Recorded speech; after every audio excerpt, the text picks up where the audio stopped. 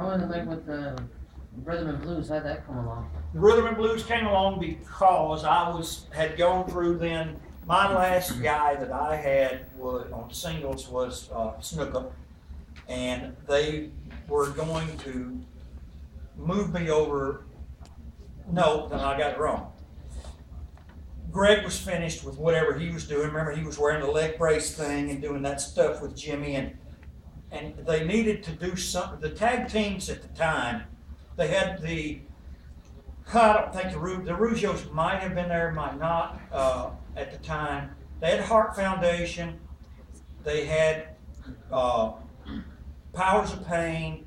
They had the Can-Am Connection. The tag teams were really, I don't want to use the word weak, as in strength-wise, but they were weak in drawing power.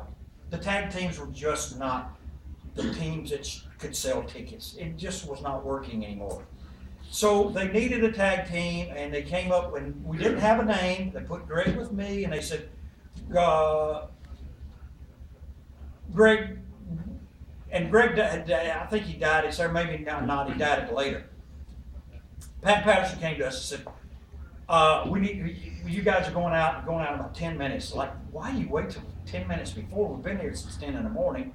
It's 8 o'clock at night. The same is going on right now at SummerSlam, or what is it, Royal Rumble. They're sitting there going, "Okay, when am I going out? I don't know yet. We don't know." So Pat comes and says, "You guys, we need a name for you. Think about a name." So we're sitting there thinking. We don't have nothing. Pat comes back and says, "Did you guys come up with something? I got to go tell Monsoon because they have to be able to announce it." We don't have anything. So across the way sat Ravish and Rick Rude, and he said, "How about Rhythm and Blues? This guy's Honky's got the rhythm, and Greg's always sleeping. He's always got I was sleeping."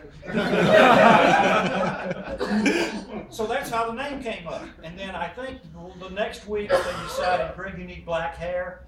And really, I mean, the tag team was really good. It was a good tag teams. Don't, sometimes they can be twins and be good, or like Powers of Pain. Both of them big muscular guys and be okay. I think my idea of tag teams is you have to have a contrast. There has to be one guy that's the worker and one guy that's doing all the show business. I was a show business guy, all the flamboyant. Valentine was a tough, go in and I'm a wrestler like my father. Okay, you go wrestle. I'm going to do this, and we're going to make the same money. So it was a good contrast, and we were going to beat the Heart Foundation for the belts. We had been told that we were taking the belts. Then the Road Warriors called up, and they're ready to leave Atlanta and come to WWF. And they jumped at the chance to sign them, and when they signed them, we were behind the 8 ball. But Road Warriors got the belts like a week or two later from the Hearts, and they were on their merry way. So they broke Greg and I up, and Greg got, he ended up, they sent him to Japan, put me on commentary with Daffy Duck. Okay, who's Daffy Duck? Roddy Piper? You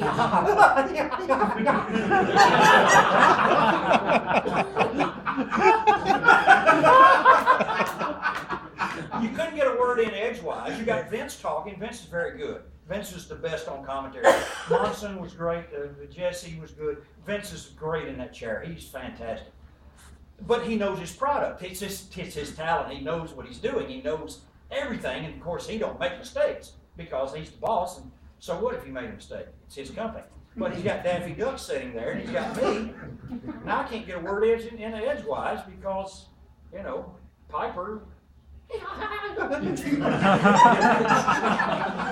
I hated the commentary part of it. I can do it now. I could do it. I'd be very good at it. But at that point in time, I was disgusted about everything, and I decided to split, and I took off.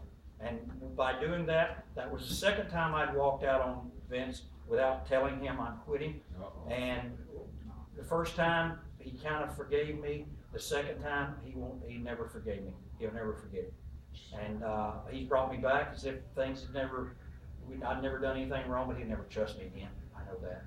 And trust is something, folks, once you lose trust or someone doesn't trust you anymore, it's extremely hard to ever regain trust.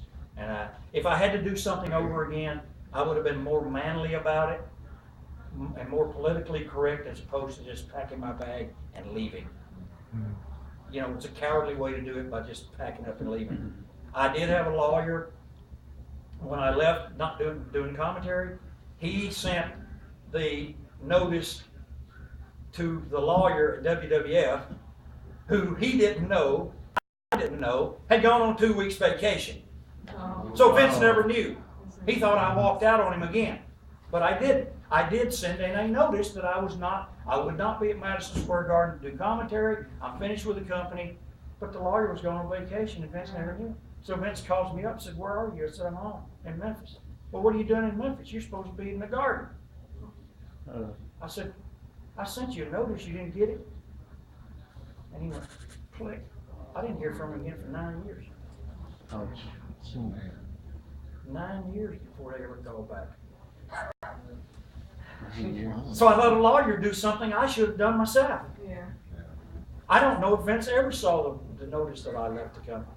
I don't know. That lawyer left a few months later and went over to ESPN to do something. Yeah. So I don't know if Vince ever even saw it. Okay, that's that story. I'm not crying about it. Sometimes we do things we regret, and that's one of mine. Yes. No questions. Next one. Do you remember headlining the Coliseum, Los Angeles? The sports arena? Yeah. How many times did you headline that? Gosh, you know, I don't know. I don't know if we went over there that often. We had moved to the other building. I know we did the Forum, I think, once or twice over here, a few times, but we moved down to the other building.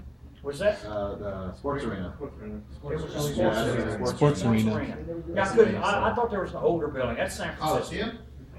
No, I never worked at Coliseum. We was always a sport. Yeah, I don't know how many times I was there. Oh, really? I mean, we did 300 shows a year. Oh. I don't know. They had a court lawsuit up in San Francisco over the Grateful Dead, and they brought in some of the Grateful Dead guys and they asked them some questions and up in a jury box, and those guys went, "Man, it was all a haze. I don't remember."